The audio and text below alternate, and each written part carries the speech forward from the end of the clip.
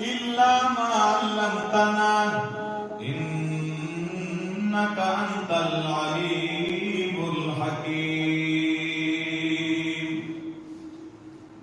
مقام د آدم علیہ السلام چې خیر فضیلت چې خیر د علم په وجبانی خیر معلومه شو چې کوم علم الله آدم علیہ السلام ته ورکړو نو هغه علم ملائکه سره نو دا د هغه فضیلت شو په فرشتو باندې. علم دومره لوی نعمت دی دومره لوی نعمت دی چې د دنیا د تمام نعمتونو نه اعلی نعمت دی. خلق په حسن باندې نازېږي چې حسن ډېر لوی نعمت دی. څوک په مال باندې نازېږي چې مال ډېر لوی نعمت دی. په علم کې چې کوم خوند دی کوم لذت دی کوم کمال دی نو هغه په نور څه کې نشته. کته د علم مقام کتل غواړي نو یوسف علیہ السلام باندې الله دواړه نعمتونه کړیو. حسن هم الله ورکړو او علم هم الله پاک ورکړو.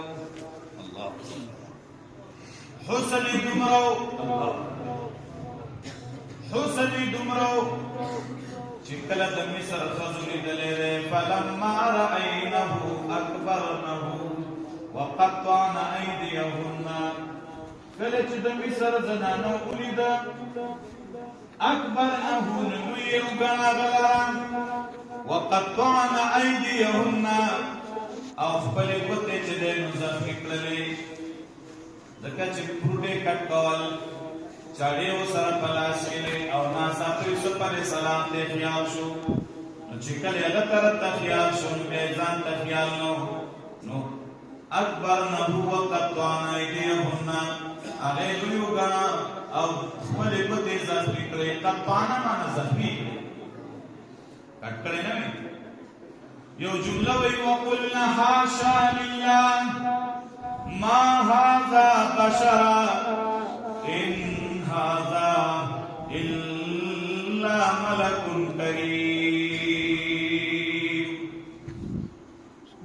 وی باقی دا اللہ لرا ما هذا بشرا دا سی بندہ خجلتا ہم دنیا کی لیدلی ندے چکم یو دا خدا سی کھلے دے لکپلانے نظروی چی ما هذا بشرا دا خود سر بندہ دینا ندہ یو بندہ ان هذا الا ملک کریم ندتا مگر یو فرشتہ عزت مندلا.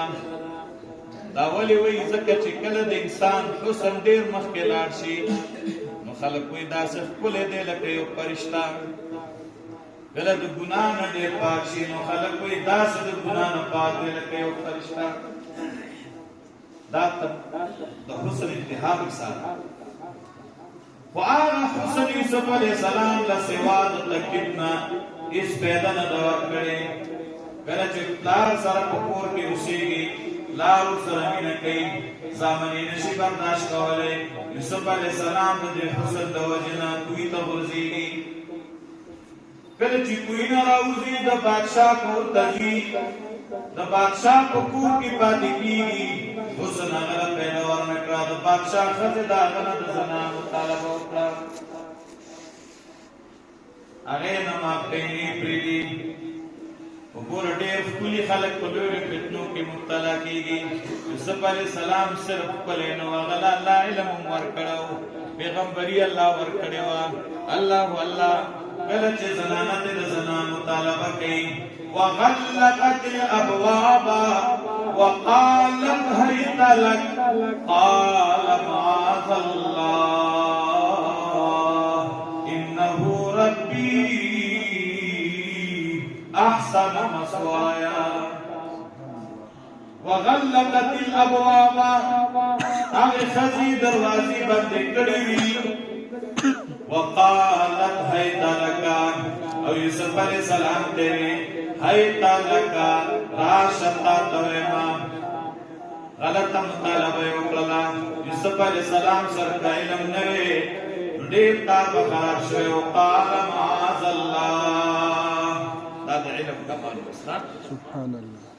قال معاذ الله یوسف علیہ السلام ورته وی پناه غواړم الله سره انه ربی احسن مثوایا یقینا دا اللہ تعالی چې دی دا زما رب دی او ته چې دی نو ما ډېر ښایسته ځای جوړ کړی دی ډېر ښایسته ځای راکړی دی ښایسته کړی دی ځای زما زه د بادشاه په کور کې کېنولی ما ما دې د جیل د کوی نه خلاص کړی ما دې د بادشاه په کور کې ځای راکړی دی زه د خپل رب نافرماني نه کوم او یا احسان فراموش نه احسان فراموش نه انه ربی وای دا عزیز مصر چې دی دا زما مولا دی دا زما مالک دی رب معنا د مولا راځي اذكرني عند ربک یوسف علیہ السلام چې کله هغه جری مرګری ته وایي چې د جیل نوځي اذكرني عند ربک دا وتنوي چې د رب تمه سوال وکا رب تمه یاد الله تا اذكرني عند ربک معنا دا چې ما د خپل بادشاہ په واقعیات کا چې استا مولا دی رب دی فانصاه الشیطان